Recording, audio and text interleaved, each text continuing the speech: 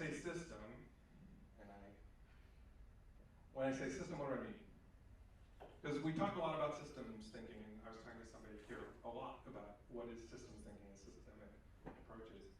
What I mean is that when I talk about a system, I mean the infrastructure, the intentional, and this is important, unintentional processes that allow you to build, ship, learn, and recover. Your product is actually the output. That's the output of the systems that you build. If the system is everything that makes that possible, it's what keeps you going as you go. If the product changes, the system helps you adapt. If the market shifts, the system is what helps you pivot. And if something breaks, the system is what helps you recover. Let me give you an example from my own experience here in town. Back in 2000, I was a Microsoft person. A lot of us love Microsoft. Went to go do startups. I was one of those people.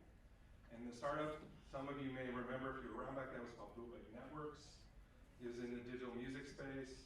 We had a really famous musician as a founder, and it was a bunch of big label people and ex-Microsoft people that did this startup, including myself. We knew how to build software. We were all experienced software developers, product managers, the whole thing. But we didn't know how to build in a startup system. We were all coming from big companies. So we knew how to ship products on CDs and DVDs, because it was 2000. But this was an internet product, so we didn't know how to do those systems. We brought the wrong systems to the problem. Systems from big companies, from big media companies. When it came time to pivot, because we had to pivot, because that's what you have to do, we were too slow. We were too slow. We had a real trouble adapting. And we were heavy and rigid. We eventually figured this out. We had to, after we more or less cycled through the whole development team, except for me. I ended up having to rebuild the development team, and when I did, I figured out maybe not hiring a bunch of big company people is not the solution to this. We kind of figured it out, we got into a much better shape, but by that point, it was already too late. The market had moved on, our investors had moved on, we couldn't prove to them that we were able to adapt. And the company shut down, along with a lot of other ones, but we might have been able to survive if we maybe approached it in a different way. So I talked about the unintentional systems that evolve. This is the thing.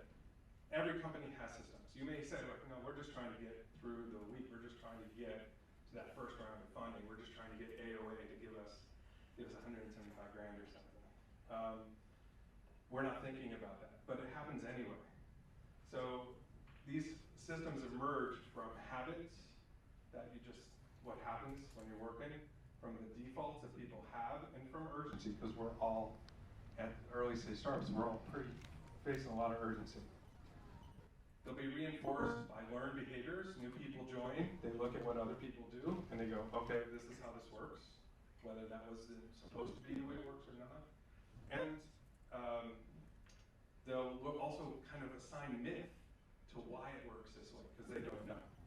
They see people doing something, they say, I guess this is what we do. And when they ask somebody, why do we do it this way, they go, I don't know. This is how we've always done it. So they start to try and figure it out themselves, because no one's explained it to them and no one's thought it through. So it's reinforced by these behaviors and myths instead of decisions and documentation. The question is whether those systems actually support what the company you're trying to build and the product you're trying to build.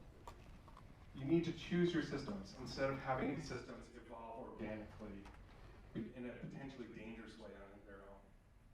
So I want to talk you through 4 different systems that I think every startup needs, even from day one. The first system is execution. Now, obviously, startups are all about execution, right? Ideas are cheap. Execution is what makes the startup work. But when I talk about execution, I'm talking about how do you get an idea from your head into your customer's hands, right? How do you deliver value to the customers? Now, at Spotify, Jason mentioned I was a VP of engineering at Spotify, and that was during the kind of hyper-growth stage, right? When we really took off.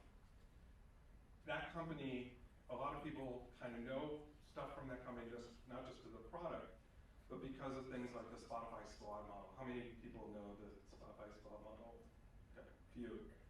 It was really famous for its execution systems. And that was deliberate.